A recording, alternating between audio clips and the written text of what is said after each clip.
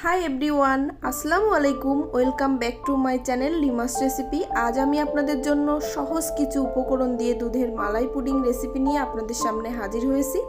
আমার ভিডিওটি ভালো লাগলে অবশ্যই ফ্রেন্ডস লাইক কমেন্ট শেয়ার করতে ভুলবেন না এবং আমার পরিবারের সদস্য হওয়ার জন্য অবশ্যই আমার চ্যানেলটিকে একটা সাবস্ক্রাইব করে দিবেন এবং পাশে থাকা অল নোটিফিকেশনে ক্লিক করে দিবেন যাতে নতুন কোনো ভিডিও আপলোড করলে সবার প্রথমে আপনারা দেখতে পারেন।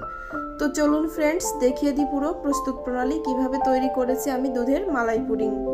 তো এই জন্য একটা প্যানে আমি 1 লিটার পরিমাণে মিল্ক জাল করে এখানে হাফ লিটার করে নিয়েছি এবং এটা কিন্তু রুম টেম্পারেচারে আছে।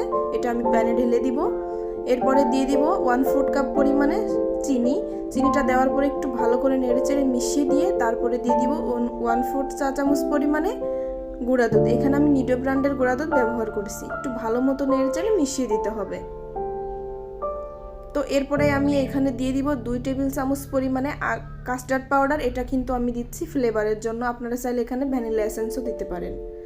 দিয়ে দিব 1 টেবিল চামচ পরিমাণে আগার পাউডার। এটা অবশ্যই পুডিংয়ে ব্যবহার করতে হবে। এবার পরে দিয়ে দিব সামান্য একটু এলাচ গুঁড়া, আপনারা চাইলে এখানে গোটা এলাচও দিতে পারেন, স্বাদ মতো কিছুটা লবণ।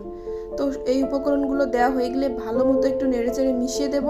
তো নেড়েচেড়ে ভালো করে মেশানো হয়ে গেলে তারপরে কিন্তু এটাকে আমরা চুলায় বসিয়ে দিব। তো চুলায় বসিয়ে দিয়েছি, দেখুন আমি চুলায় বসিয়ে এটাকে অনবরত নাড়াচাড়া করতে হবে এবং চুলার জালটা এ পর্যায়ে অবশ্যই মিডিয়াম আঁচে থাকবে। তো দেখুন এভাবে অনবরত নাড়াচাড়া করতে হবে। নাড়াচাড়া কিন্তু কখনোই থামানো যাবে না, তাহলে কিন্তু দলা পেকে যাবে আর পুডিংটা সফট হবে না আর খেতেও ভালো লাগবে না। তো দেখুন এইভাবে কিন্তু অনবরত নাড়াচাড়া করতে হবে। তো দেখুন আমার কিন্তু দুধের যে মালাইটা আমি রেডি করতেছি এটা কিন্তু অনেকটাই ঘন হয়ে আসছে, দেখেই বুঝতে পারছেন। তো এর নাম যেহেতু মালাই পুডিং, অবশ্যই এই দুধের মালাইটাকে আপনারা ভালো করে ঘন করে জাল করে নেবেন, তাহলে কিন্তু খেতে অনেকটাই টেস্টি হবে। তো এ পর্যায়ে আমার কিন্তু মালাইটা অনেকটা ঘন হয়ে আসছে, দেখেই বুঝতে পারছেন। এরপরে আমি এটাকে নামিয়ে আনবো।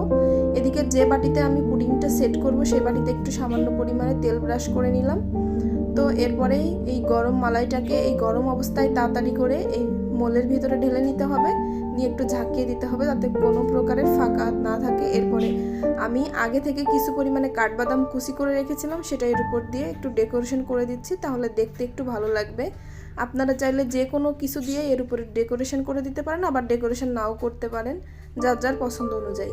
তো 1 ঘন্টা পরে এটাকে আপনাদেরকে চারিপাশ ছুরি দিয়ে ছাড়িয়ে দেখাচ্ছি। রুম টেম্পারেচার আমি রেখেছিলাম, ফ্রিজে রাখিনি। তো এখন কিন্তু শীতের সিজন চলছে, এই জন্য আমি কিন্তু এটা ফ্রিজে রাখিনি, এটা নর্মাল টেম্পারেচারে রাখছি। তো দেখুন এটাকে আমি একটা প্লেটে ঢেলে দেখাচ্ছি কতটা সুন্দর হয়েছে, দেখেই বুঝতে পারছেন। তো আমি আপনাদেরকে হাত দিয়ে একটু চেপে দেখাচ্ছি, কিন্তু এটা কিন্তু একদম শক্ত হয়ে গেছে এবং খেতেও মাশাআল্লাহ সুন্দরই লাগবে, দেখতে যতটা সুন্দর হয়েছে।